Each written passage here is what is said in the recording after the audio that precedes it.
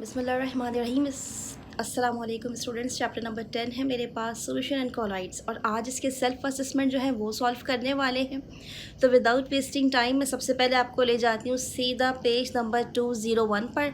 अब इसमें एक क्वेश्चन है, इसमें आपसे कहा है कि फ़र्ज़ कर लीजिए आपके पास दो कंटेनर्स हैं, एक में मौजूद है वाटर और दूसरे में मौजूद है पेट्रोल। तो फ़र्ज़ कर लीजिए कि अगर ये दो सिचुएशंस हैं आपके पास, तो कौन सा सॉल्यूट इसमें डिज़ोल्व होगा। नंबर 1 पर है ग्रीस, नंबर 2 है कॉमन सॉल्ट। तो एक बात अच्छे तरीके से समझ दीजिएगा स्टूडेंट्स कि जो पोलर सॉल्यूट है वो आमतौर पे पोलर सॉल्वेंट में ही डिज़ोल्व होता है, जो नॉन पोलर है वो हमेशा नॉन पोलर सॉल्वेंट में डिज़ोल्व होगा। तो ग्रीस जो है वो एक नॉन पोलर सॉल्यूट है, तो ये हमेशा नॉन पोलर सॉल्वेंट यानी जैसा कि पेट्रोल इसने एग्जाम्पल दी है इसमें डिज़ोल्व हो जाएगा। जबकि कॉमन सॉल्ट जो है वो कौन सा सॉल्वेंट होता है, वो होता है एक, ये समझ लीजिए कि नॉन पोलर सॉल्यूट। तो ये जो पोलर सॉल्यूट होता है कॉमन सॉल्ट, ये किस में डिज़ोल्व होगा, पोलर सॉल्वेंट में।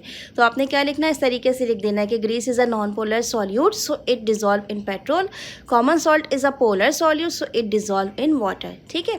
अच्छा, अब जो दूसरा इसके पास सेल्फ असेसमेंट है उसको आप देख लो।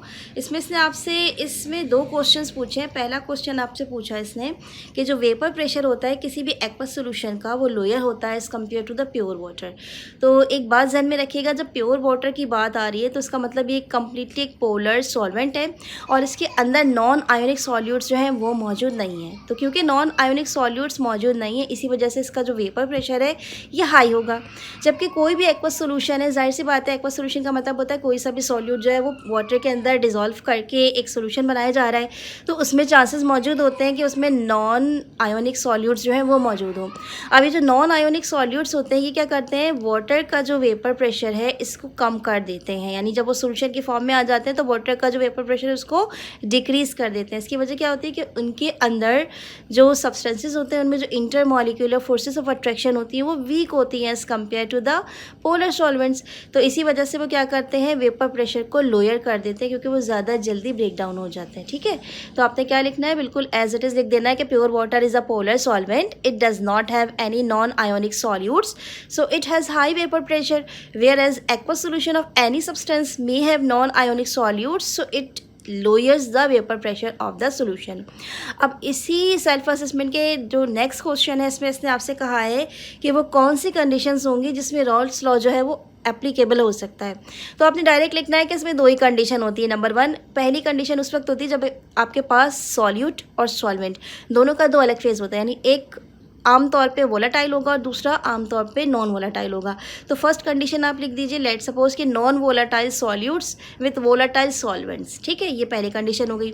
दूसरी कंडीशन हो गई कि दो लिक्विड्स ऐसे हैं जो आपस में मिक्स तो हो जाते हैं और उनकी जो पोलैरिटी है और उनका जो मॉलिक्यूलर साइज़ है वो भी सेम है और वो मिलकर एक बाइनरी सोल्यूशन बना रहे हैं। तो इस तरह का जो लिक्विड है उसमें भी रॉल्स लॉ जो है वो एप्लीकेबल हो जाएगा। तो ये जो दोनों कंडीशन है आपने क्या करनी है, इसको राइट डाउन कर लेनी है। ठीक है।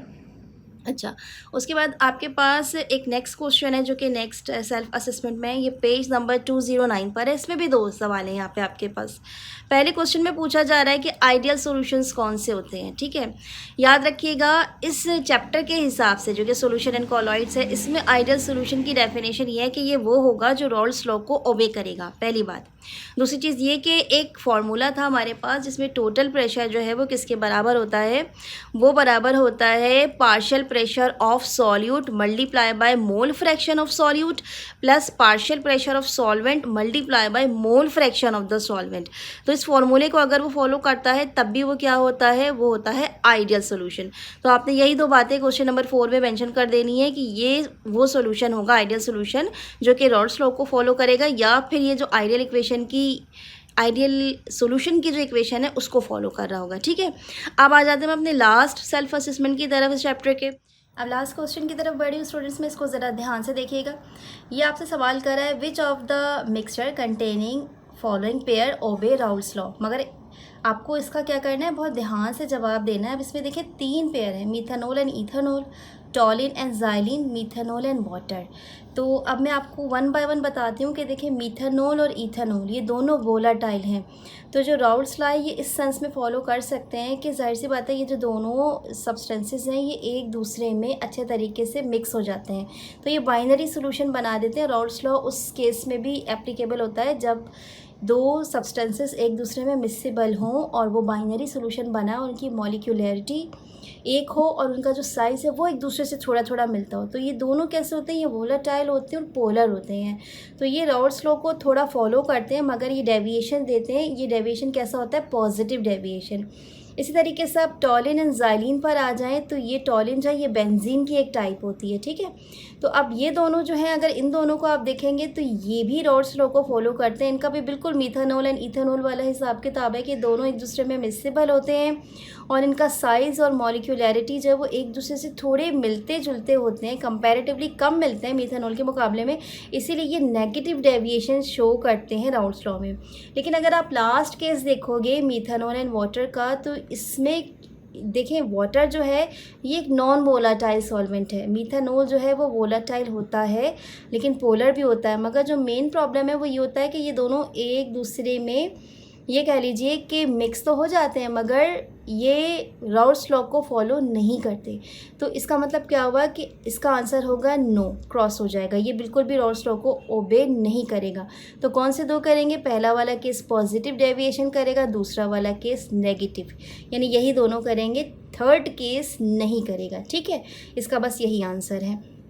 तो आपने क्या करना है, इसी तरीके से इसको राइट डाउन कर लेना है कि इस पेयर में से मीथानॉल एंड इथेनॉल और टॉलिन एंड ज़ाइलिन, यही दो पेयर्स जो है ये राउल्ट्स लॉ को फॉलो करेंगे, ठीक है। आई होप सो कि वीडियो आपके लिए हेल्पफुल साबित हुई होगी। अगर अच्छी लगी तो प्लीज़ इसको लाइक कीजिएगा, चैनल को सब्सक्राइब कीजिएगा और अपने दोस्तों में इसको शेयर कीजिएगा। टेक केयर एंड अल्लाह हाफिज़।